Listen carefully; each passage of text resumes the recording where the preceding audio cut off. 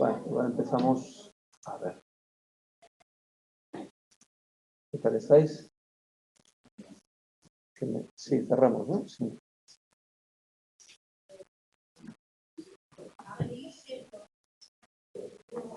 Hoy va a ser una clase de metodología.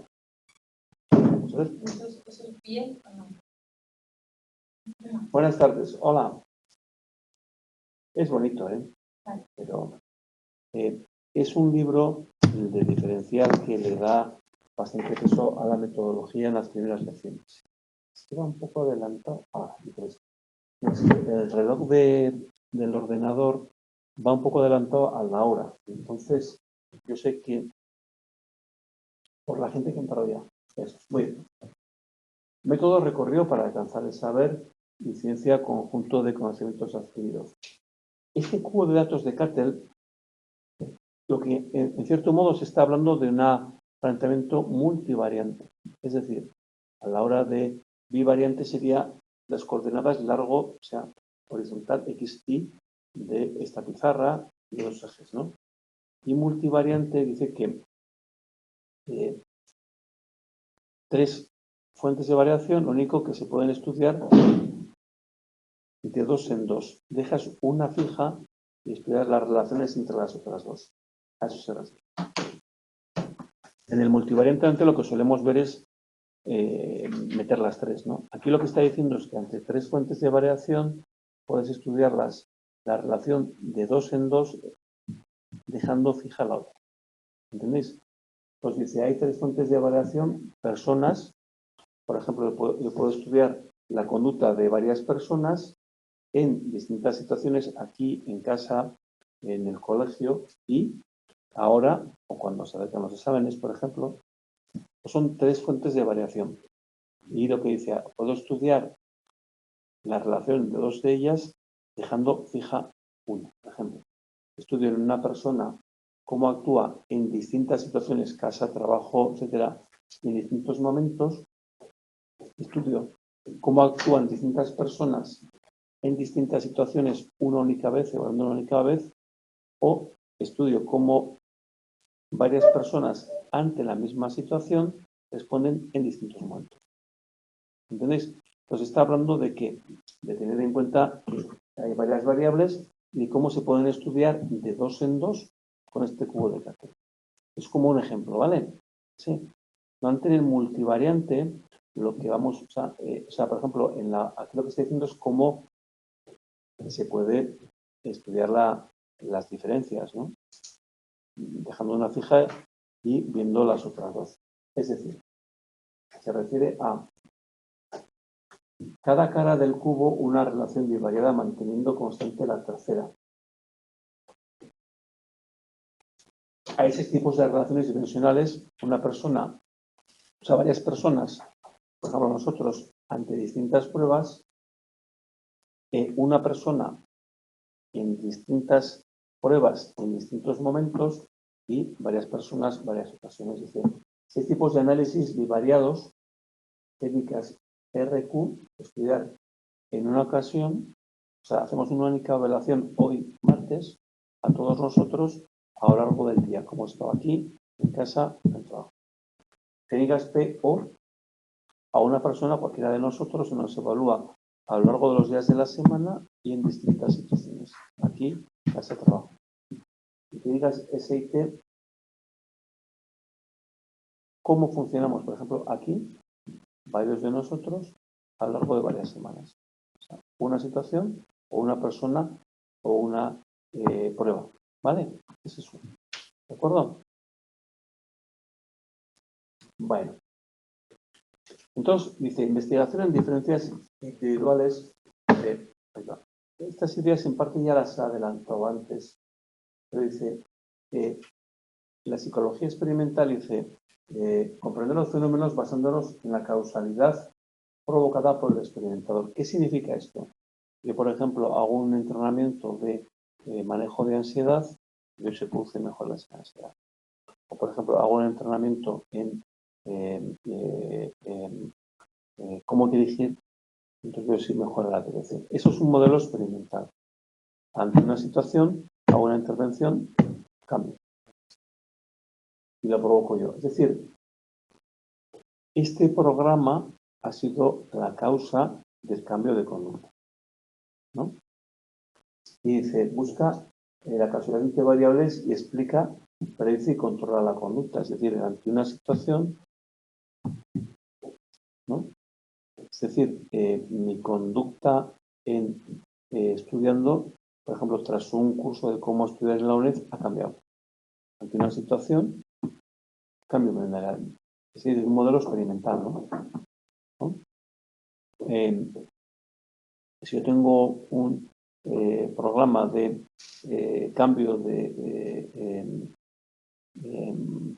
por ejemplo, la carrera de psicología, vamos a cambiarla, en lugar de hacerla así, vamos a hacerla de otra manera y veo luego qué resultados ha habido. Es un planteamiento experimental, ¿vale?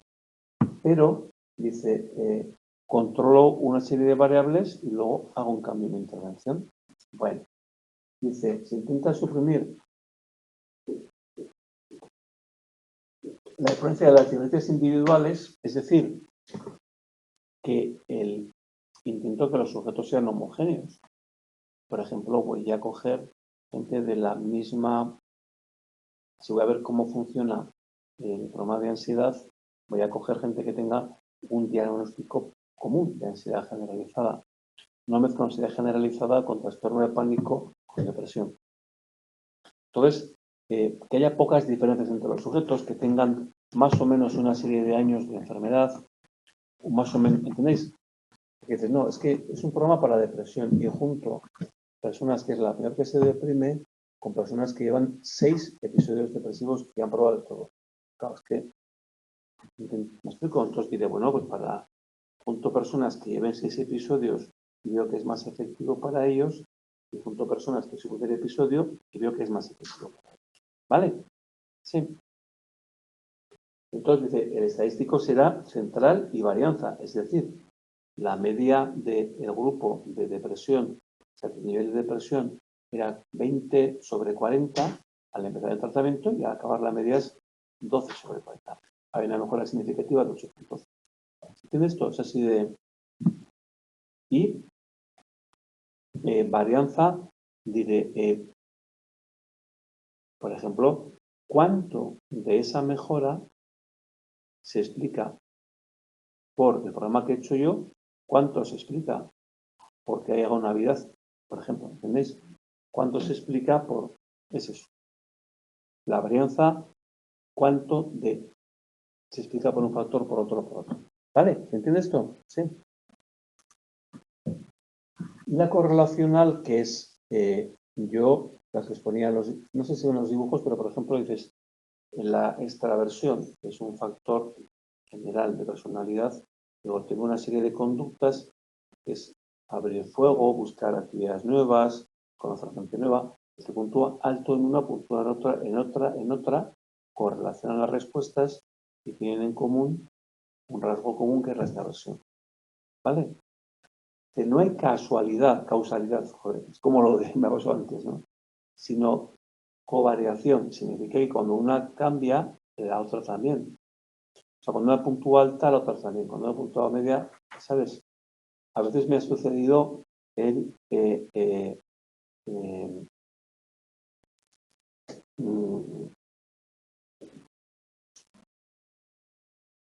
es que en ambientes, ¿cómo se dice? Poco novedosos, personas que, o sea, ante personas que son más introvertidas, funcionan mejor en ambientes poco novedosos. Con ambientes más novedosos, ¿entendéis? Va todo unido. Más gente que busca más gente, más gente puntúan de una manera, responden en conjunto los que tienen este rasgo de extraversión y la que tiene rasgo de introversión. Todo lo que busco es describir, ordenar, clasificar y en contextos naturales. No es un programa para depresión, sino es en general cómo se funciona. Dice, estudia variables endógenas de diferenciación no manipulables experimentalmente, sexo, edad, ¿no? Que es lo que vamos a ver en lecciones posteriores, diferencias por edad, el envejecimiento, diferencias por sexo, que hay siempre bronca, pero bueno, en constructos estables como la inteligencia. Dice, el fenómeno a investigar es preexistente. Metodología correlacional se mantiene en estadios descriptivos, no establece nexos causales, ¿no? Es decir, no está viendo que un programa de intervención ha producido un cambio, sino que simplemente el que puntúa alto en esto, puntúa alto en este otro y al revés, ¿vale? Sí. Y entonces lo que dices, quiero eliminar el peso que pueda tener la intervención. O sea, no me interesa el efecto que tienen los resultados en la intervención. Me interesa simplemente cómo correlacionan las respuestas. ¿Vale? A eso se refiere. Entonces permite estudio de interdependencias entre variables psicológicas de interés que permiten agrupar a las personas en categorías diferenciales. Es decir, ¿os acordáis el dibujo de la análisis factorial? Decíamos, ¿no? Hay distintas conductas, las que correlacionan entre ellas, forman un factor y esos factores los correlacionan entre ellos segundo orden, ¿vale? ¿Entiendes esto? Sí. Y técnicas coeficiente de correlación en análisis factorial que en sí es como una gran correlación, ¿vale? O sea, no es de 2 a 2, sino más amplia. ¿De acuerdo? Sí. Conclusiones, dos psicologías. Enfrentamiento de una psicología basada en el análisis funcional de los procesos básicos y una motivada por el estudio de las diferencias individuales. Y lo que va a decir es que no es exactamente la segunda la que utiliza la psicología diferencial. No es exactamente, porque pues será la segunda, no, hay algo más. ¿Vale? ¿De acuerdo? Sí. Es como, la impresión que tengo en nuestras lecciones es como un tirabuzón que avanza, vuelve un poco para atrás, coge lo que hemos dado, avanza un poco más. En las lecciones, si os fijáis, estamos tocando conceptos como análisis factorial que ya lo hemos visto. Bueno, entonces, hicimos investigación en estudios de psicología de diferencias individuales. Dice, técnicas multivariadas en el estudio de diferencias individuales. Eso es clave, operan con muchas variables a la vez. Eso es clave, ¿no? Porque haces con las bivariantes, oye, has encontrado algo, te hacen una alusión, no ya, pero... Tipos de escala cuantitativas para medir o cualitativas para designar una cualidad. Y luego, el paradigma respuesta-respuesta o estímulo-respuesta. Interdependencia, recordar, estudian covariancia entre variables. Tienen dimensiones para obtener una estructura que facilite el proceso. Y dependencia, estudia variables independientes para predecir variables dependientes. ¿Vale? Es decir, un cambio en el sueño y un entrenamiento en fuerza hace que la persona se note con mucha más vitalidad. Variable independiente, el entrenamiento en fuerza y el descansar bien, variable dependiente de la vitalidad. ¿Entendéis? Y en cambio, si fuera correlacional, sería abrir fuego, me refiero, conocer gente nueva, iniciar conversaciones, iniciar actividades nuevas, todas entre ellas correlacionadas. ¿Vale? ¿De acuerdo? Bien. Entonces, en la segunda parte de la lección, es importante, a mí en esta lección me es de ayuda esta diapositiva, porque tener en mente por dónde vamos, ¿vale? Uno, dos grandes bloques. ¿Veis? La manipulabilidad de los diseños y el segundo bloque, el tiempo. Transversales y longitudinales. Transversales es longitudinales, el cambio con el tiempo, y lo longitudinal transverso, que lo veremos. Es la segunda parte de los diseños, y en esta parte es hasta qué punto podemos manipular, dentro de que no es un diseño experimental, en el sentido de lo que hemos dicho, de un tratamiento, qué efecto produce. Pues quedaros con esto, es 3.1a, 3.1b. O sea, esta diapositiva igual no os hace falta, pero a mí me sitúa, porque si no, un lío. Entonces, la segunda parte hablaremos de diseños temporales y la primera, sobre todo, va a ver hasta qué punto, sin hacer experimental, puedo manipular los diseños. ¿Vale? ¿De acuerdo? Pues veis 3, 1A, 3, 1B y luego veremos 3, 2. ¿Vale? Entonces veis 3, 1A, ¿a qué me refiero? Entonces, manipularidad de los diseños es post facto. No puedo manipular la variable independiente, no puedo hacer un entrenamiento de fuerza, de manejo de ansiedad, no es eso. Es decir, no es enseño una técnica de estudio y veo resultados, sino que lo que hago es selecciono a los sujetos según tengan sexo, edad, de dónde son, y entonces analizar, experimento típico, analizar interdependencias entre variables. Y niños con diferentes ojos realizan diferentes conductas. Dice, aunque le llame independiente, no hay causalidad, no casualidad, causalidad, sino simplemente que he visto si la gente que tiene este ojo o este otro correlaciona con diferentes conductas, nada más, ¿vale? Pues independiente no es que yo intervenga sobre una para ver qué producen otras, simplemente es eso, ¿vale? Bueno, entonces, dentro de los ex post facto, ¿veis? O sea, ex post facto hay para este grupico. ¿Explico? O sea, vuelvo para atrás. Dentro de los S3 1A ex post facto tenemos el A1, o sea, ¿me entendéis? 3, 1, A1. ¿Vale? Tendríamos diseños correlacionales y ahí entraríamos más en detalle. Entonces, los correlacionales, explorar y estudio en campo. Entonces, si el objetivo es descriptivo, por ejemplo, cuando se empezó a estudiar la personalidad, había modelos correlacionales que lo veremos, por ejemplo, cuando estudiamos Cattell, que cogía todos los descriptores que había de personalidad, los medía y veía cómo correlacionaba, entonces veía qué dimensiones de personalidad había. Se refiere un poco a eso. Entonces dice, análisis de relaciones, conocer relaciones entre variables de interés con técnicas correlacionales, por ejemplo, de peso. ¿Vale? Por ejemplo, la ansiedad y la depresión correlacionan, o por ejemplo, el cálculo matemático y el dibujo técnico, por ejemplo. Análisis de estructuras. Cuando hemos hablado del análisis factorial, hemos hablado de búsquedas de dimensiones de personalidad hasta las más generales que se llaman tipo o de dimensiones de la inteligencia hasta si hay un factor G. Es esto. Todo con estudios correlacionales, ¿vale? Sí. Análisis factorial, que vais a acabar del... Bueno, estudia interrelación entre variables observadas y busca extraer un conjunto más pequeño de variables latentes. Entonces, fases, por ejemplo, pues, el inventó Spearman, ¿no? Luego Thurston también lo utilizó, Kaiser. Fases, selección de variables a factorizar, y a veces es importante estas fases, ¿no?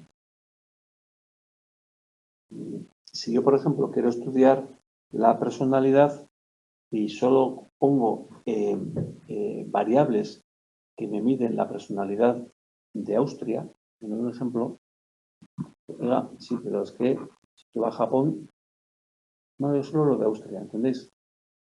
Entonces, o sea, igual tiene que haber seleccionado más variables. Luego las mido, hago matriz de correlaciones y veo las dimensiones iniciales de, ¿entendéis? O sea, lo que os pongo siempre es aquí borrado de aquí, ¿no? Lo que os pongo siempre en este dibujo de aquí, ¿no? Pongo así, ¿no?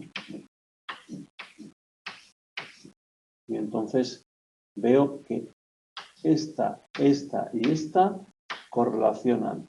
Esta y esta correlacionan, esta aquí y esta correlacionan. Tengo esas cuatro, ¿vale? Dimensiones. ¿Entendéis? Entonces, ¿qué es recordaros de ortogonal? Se refiere a si una dimensión y estas son independientes. ¿Qué significa independiente? Que cuando una crece o disminuye, la otra no varía. Son como los ejes, ¿no? 90 grados. Y esto es ortogonal. Cuando esta crece, esta no varía. ¿Me explico? Entonces dices, joder, tengo ahí los datos. Recuerda que os explicaba lo que era la rotación. Tengo los... Coño, si voy a probar a ver si los datos se me ajustan a este modelo de pensar, oye, que si hay cierta relación, los voy a girar. Pues este eje lo giro así, ¡guau! Lo muevo, digo igual, oye, y si lo colocara aquí, ¿qué pasaría? ¿No? Y si lo colocara aquí, ¿qué pasaría? Entonces diría, oiga, pues resulta que sí. Entonces, sí, es porque tienen algo en común. Es decir, si yo en lugar de este coloco este, y digo, cuando este crece, ese también. Cuando la ansiedad crece, también crece la depresión. Por lo tanto, es que tienen algo en común. Entonces, igual hay un factor común a la ansiedad y la depresión, que son los pensamientos. Entonces, encuentro que hay una dimensión común de pensamientos. ¿Entendéis? Eso es lo que se llama rotar. Pruebo a ver si, ahí va, en lugar de que sean independientes, ¿no? Hay cierta relación y veo, eso se llama, ¿vale? Sí. ¿Dónde va yo? Oblicua es lo que acabo de hacer, ortogonal son independientes. Si hago oblicua, es más fácil que encuentre factores más generales, hasta incluso llegar a un factor general. ¿Entendéis? Eso se refiere. ¿Vale? Sí. Por ejemplo, lo que te digo, la extroversión con el neuroticismo. Vale, se ve que en general son independientes, pero puede que haya subfactores, ¿no?, que tengan cierta relación. ¿Vale? Bueno. Controversia de la interpretación presenta subjetividad. Según quien la coja, el tipo de rotación factorial ortogonal entiende que los factores son independientes. Oblicua se emplea cuando se cree que los factores están relacionados. Debate Spearman-Thurston dice sobre emplearon rotaciones diferentes. Spearman, un solo factor general de específicos, Thurston no de factores primarios. ¿Qué significa esto? Pues que a la hora de escribir la inteligencia, hay quien dice, mira, hay 9 factores independientes, no tienen relación entre ellos. Y hay quien dice, mira, hay un factor general y todos correlacionan con él. ¿Entendéis? ¿Entendéis esto? Sí. ¿Veis la diferencia? Es decir, cuando veamos los modelos de inteligencia, los modelos de personalidad, vamos a ver autores que dicen, joder, parece que hablan de cosas distintas, porque unos admiten que hay factores generales y otros que no. Y entonces otros van a decir, no, sí, el problema no es ese, el problema es qué análisis factorial hicieron. Y los que probaron a ver si había de segundo grado, encontraron el factor G. A eso se refiere, ¿vale? Sí, sí. Entonces, por eso, Spearman encuentra un factor general y específicos, mientras que Thurston no encuentra más que específicos. ¿De acuerdo? Bueno, sigamos. Debate superado dice, la inteligencia es erótica y se puede llegar hasta un factor G. Factor G, lo que os decía el otro día, que lo habéis estudiado, ¿verdad? Es un tipo de actividad que es, por ejemplo, cuando hay que encontrar relaciones en los...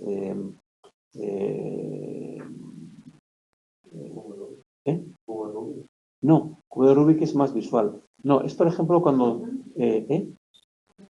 Sí, por ejemplo, tienes una secuencia de números, ¿y cuál sería la siguiente, no?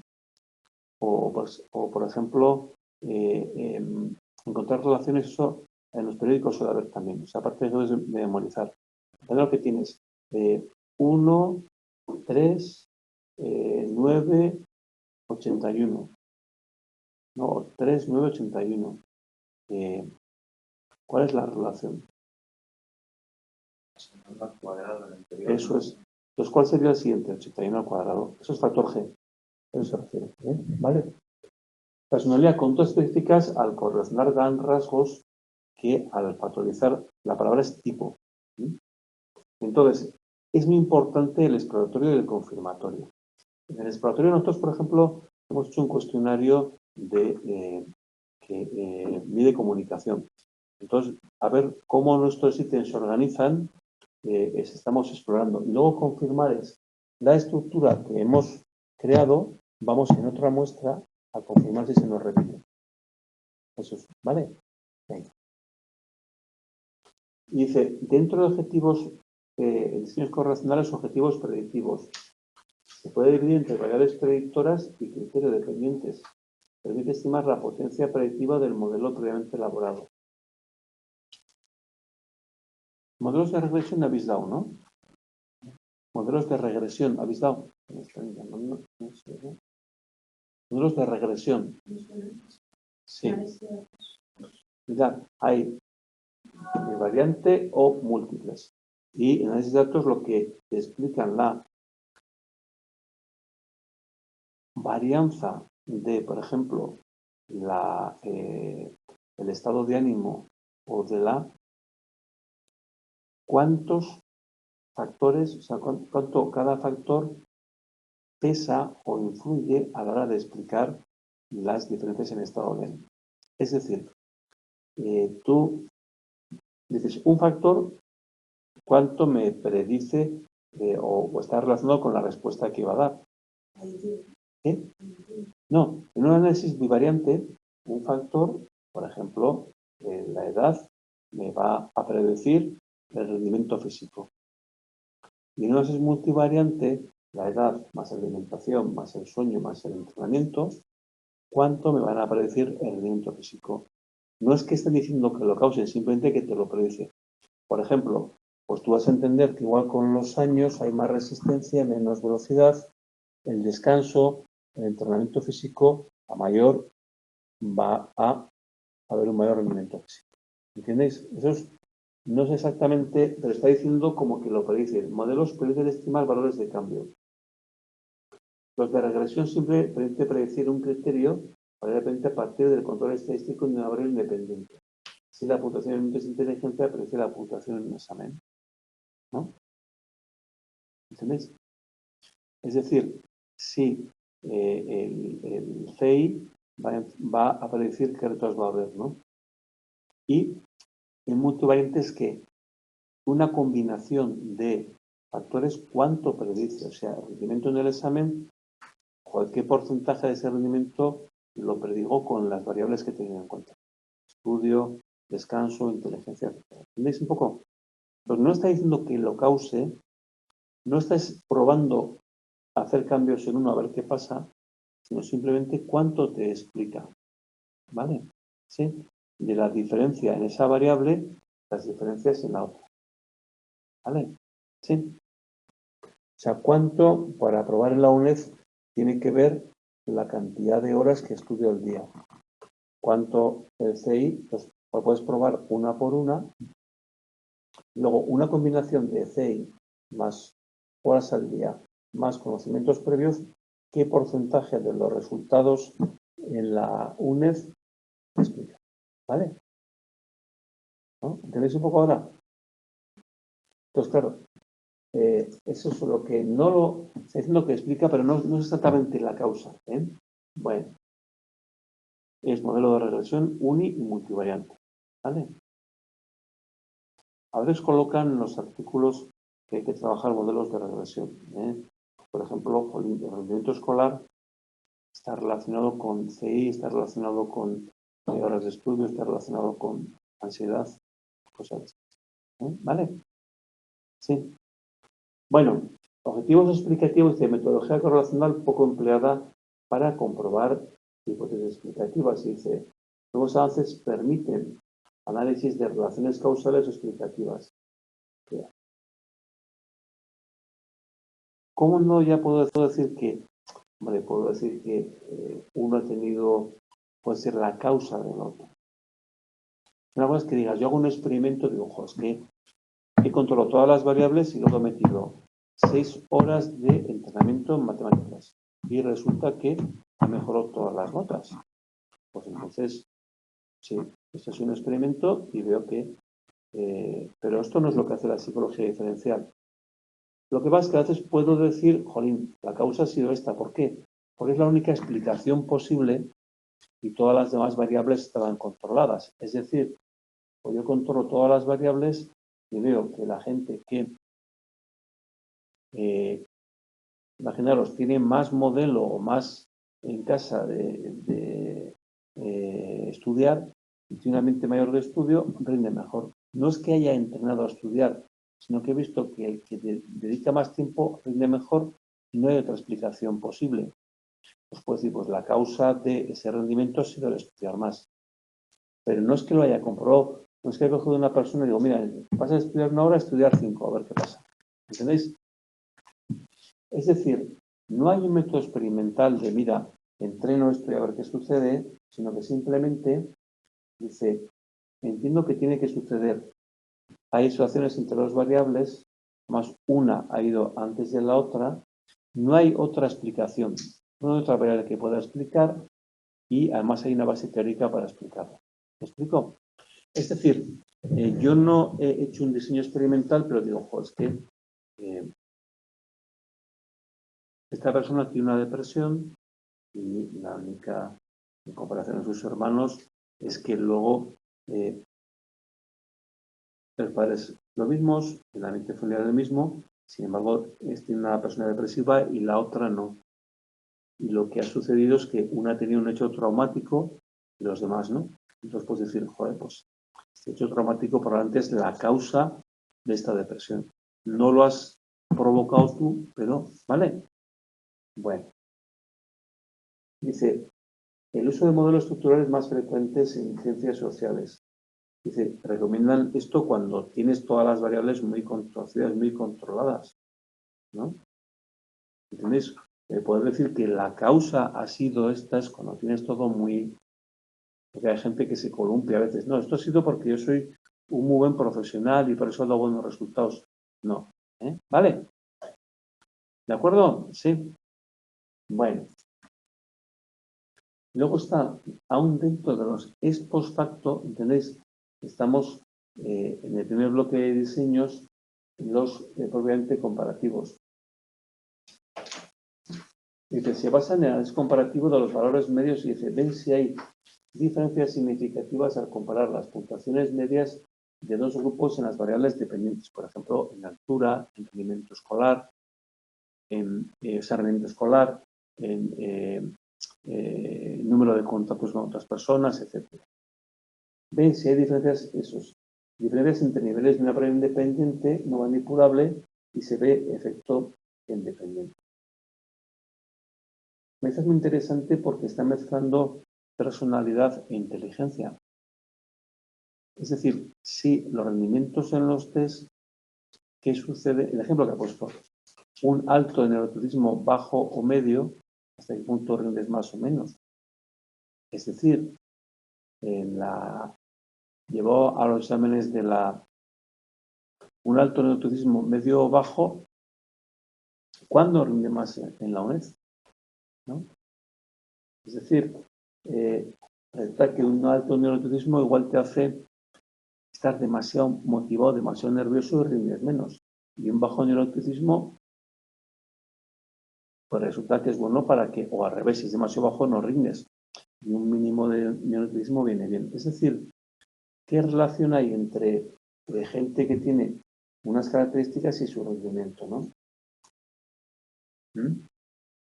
Es decir, no sé, o sea, es como si vamos a comparar los que han hecho el bachillerato antiguo con el bachillerato nuevo o vamos a comparar los que tienen una edad con otra o sexo ¿vale? Funcionamiento cognitivo o en personalidad. Estoy comparando dos grupos.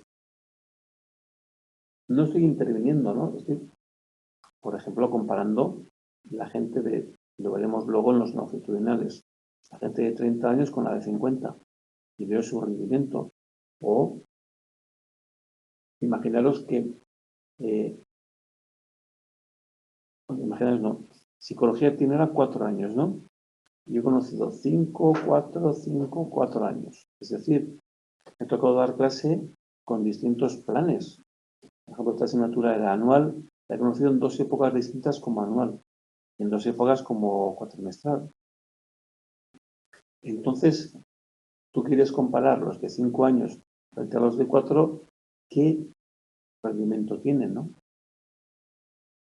Por otro lado, dentro de esos 5 años y 4 años, ¿qué asignaturas colocas que va a influir, no? ¿Entendéis?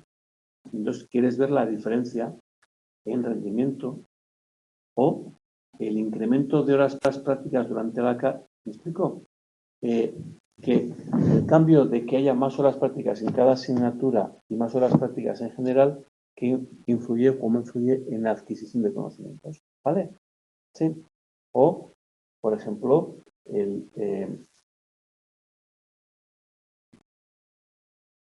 rendimiento en un puesto de trabajo. No hay distintos, para este puesto de trabajo, un perfil u otro, a ver qué resultado está. ¿Vale? ¿De acuerdo? Sí.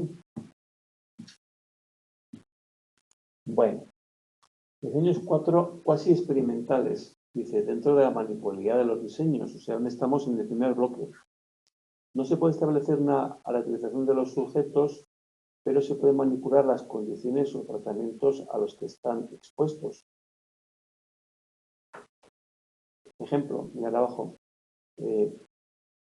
Pongo distintas tareas y entonces veo qué hace la persona.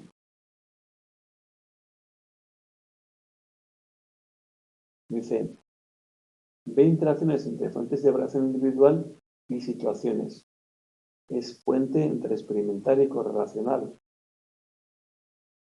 Es decir, estudiar diferentes estrategias cognitivas que las personas emplean para resolver tareas indicadoras de conducta inteligente. Por ejemplo, cuando veamos la diferencia en inteligencia, veremos que las personas más inteligentes no necesariamente tienen más neuronas, sino que las emplean de manera más eficaz. Ante situaciones cotidianas, probablemente desgastan o emplean menos recursos físicos, ¿entendéis? Y luego, ante situaciones nuevas, en cambio, igual, o sea, los recursos los emplea más ante situaciones nuevas y en cambio en las cotidianas lo hacen de manera más mecánica. La estrategia es distinta. ¿Me explico? Pues le pongo una situación nueva, una situación cotidiana y veo cómo actúa. Y en la situación cotidiana tiende igual a, ¿no?, a ir a las 3 o 4 cosas que le van a funcionar y se centra en lo nuevo. Entonces, aprovecha mejor los recursos que tiene. ¿Entendéis? Eso lo vamos a ver, ¿no? Pues quizá no es tanto el número de neuronas, sino cómo las empleo, lo que diferencia a personas más inteligentes de menos inteligentes. A partir de un mínimo de neuronas, ¿no? Hay personas que a la hora de dar una opinión o de dar un resultado, tienen que conocer todo y ir sacando ideas generales. Hay gente que dice, no, voy al esquema y luego lo completo. A la hora, por ejemplo, de estudiar. ¿Qué sucede? Que cuando se hace más densa la materia, unas van a ser mejor que otras. ¿Entendéis ahora? Claro, en el sentido de cuando es muy densa, el trabajo que supone empezar por... o sea, sobre todo según qué materia, va a ser mejor tener una idea y luego completarla que intentar aprenderte todo y a partir de hacerte la idea. Eso es a lo que se refiere. Entonces, dicen, en distintas circunstancias vemos cómo responden las personas. ¿Vale? Sí. Hasta que no, hay personas que dicen, yo hasta que no veo que domino un tema no actúo. Pues claro, es que igual a veces no es, hay que actuar sin dominarlo tanto. ¿Vale? Sí. Bueno. Y ahora, temporalidad de diseño sería el segundo gran bloque, que tenemos los transversales, los longitudinales y lo veremos los combinados. ¿Vale? Entonces, temporal, o sea, el transversal sería recoger datos de forma sincrónica en el mismo momento temporal. Evaluar una variable dependiente en diferentes grupos seleccionados por edad, por ejemplo. Comparamos ahora los de 30 con 40, y ahora los de 30 con los 40, 50, 60, o por ejemplo comparamos las diferencias culturales, ¿no? Por ejemplo, estamos haciendo nosotros ahora un estudio transcultural en comunicación con el paciente. Entonces vemos que hay diferencias entre la India, Japón, Europa, Jordania, estamos viendo, ¿no?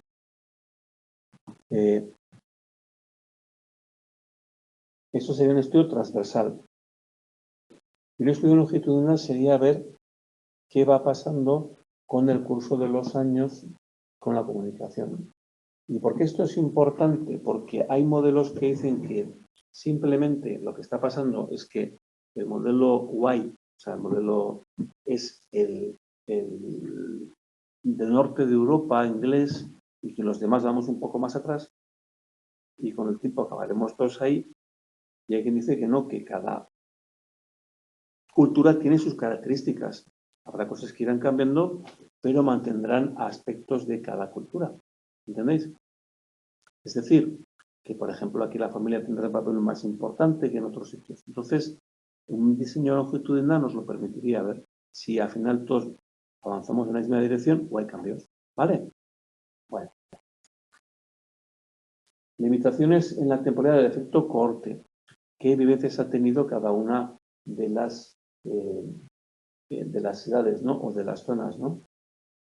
No se puede establecer relaciones causales y no se sabe hacer hundir el cambio de cada generación.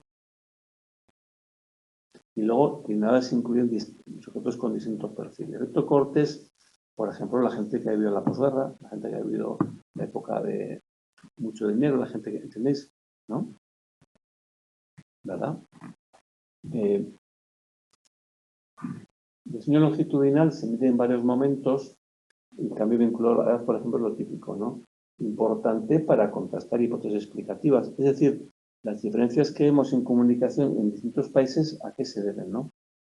Dice, ¿y por dónde va? Entonces, la impresión que tenemos es que probablemente con el paso de los años no va a ser exactamente todo igual a lo inglés, sino que va a haber ahí, ¿no? Distintas, ¿entendéis? Es pues otros factores que están influyendo, ¿no?